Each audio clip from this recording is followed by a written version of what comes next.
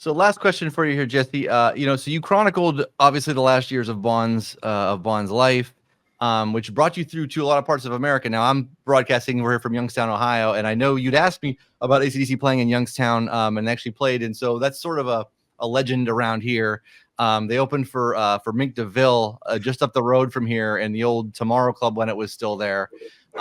And so by all accounts, they had I think their set was a half hour. Maybe they played 6-7 songs, but they just absolutely annihilated Mink DeVille. So Mink DeVille was his set, whatever. The people that were there say that the crowd was chanting AC/DC pretty much the whole time when Mink DeVille was playing. But do you remember anything sort of specifically in your research about AC/DC kind of coming through Youngstown, or is it sort of pieced together with a lot of the other gigs that they were doing around that time? Not off the top of my head, but I mean, as I said to you before,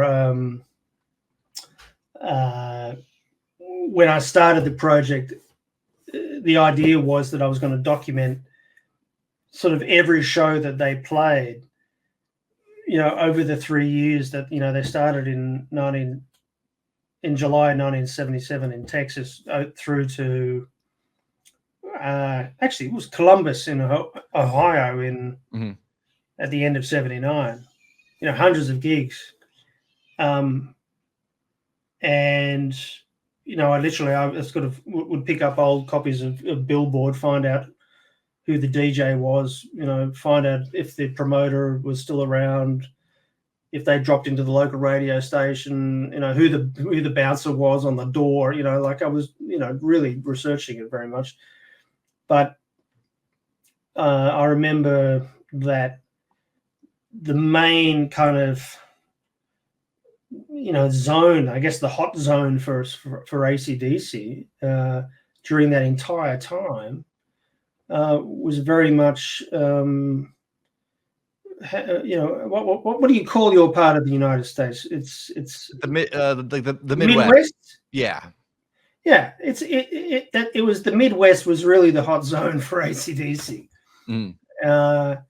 And that was actually, I do remember that I actually calculated, I think, the most appearances, per state for AC/DC during that time. And I'm pretty sure Ohio was at the top. So, they played a ton of gigs in, Columbus and, how many in Youngstown, just off the top of my head? So the only one that I know in Youngstown is the one with Mink DeVille that everybody kind of talked about. I think that's now they might have done another one, but that's the only one that anybody really, that's the one that people remember. That's the one that people bring up, Yeah, but Columbus significantly was Bond's last gig in the United States. So Ohio is actually very important to the Bon Scott story. And I'm pretty sure that the last radio interview that he did was with a DJ in Ohio. Was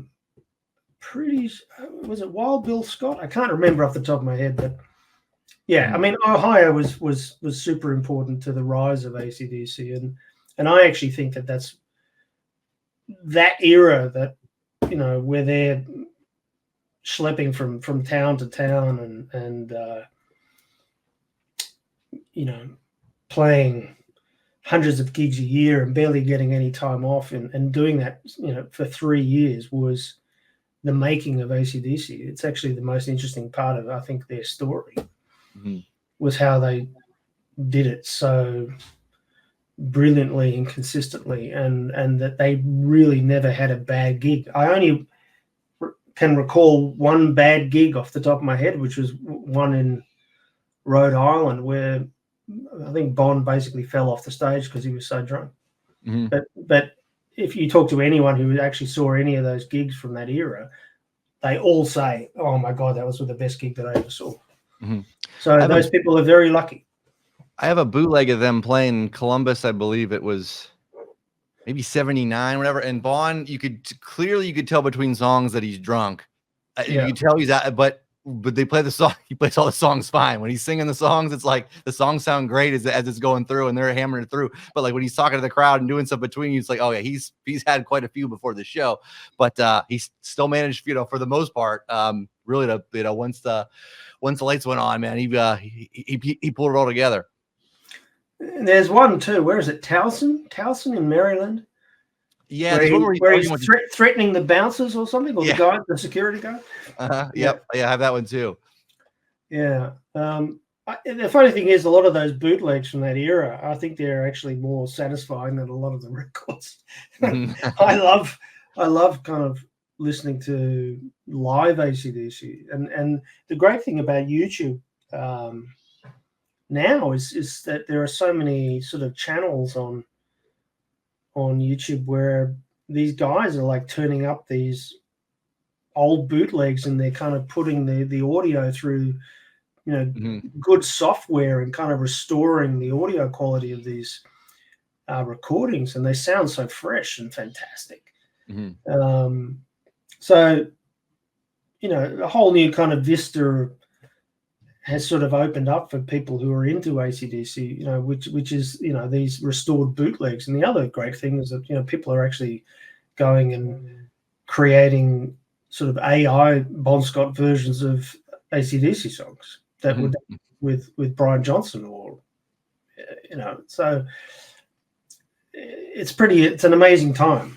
It's an amazing time. And I hope, when AC/DC do kind of finally sort of pack it in and retire, that they release whatever they've got in the vaults, because I know that that they do have recordings in the vaults. That they actually recorded a few shows for the If You Want Blood live album, and they haven't been used. So yeah, they've recorded several times over the years with stuff, and that has not seen light of day. Like you'll get a song or two, or they'll piece it onto another album, whatever. But yeah, they have. Yeah, I have to think there's going to be just a trove of stuff that comes out when they do finally kind of hang it up.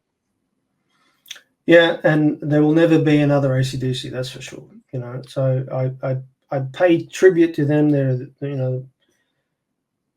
the greatest rock band, I think, of all time, pure rock band. And I think Bon era AC/DC is the best kind of rock there is, and that's why we're still talking about it today.